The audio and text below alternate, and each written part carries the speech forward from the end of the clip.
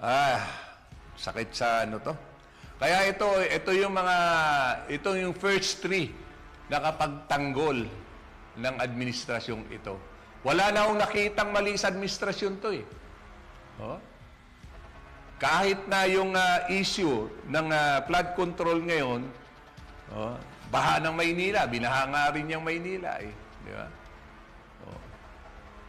Wala hong tahimik po sila. Ngayon, alam nyo na kung bakit tahimik sila. Ha?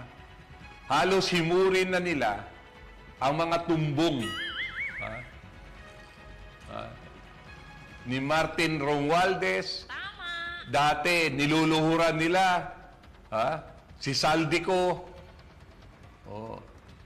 Ngayon, ay talaga namang si Saldico lang daw ang may kasalanan. Oh. Ang santo mo? Diyos ko, day! Isang pirma na lang, Congressman Benny Amante, santo ka na. Oh, isang pirma na lang, santo ka na. Oh.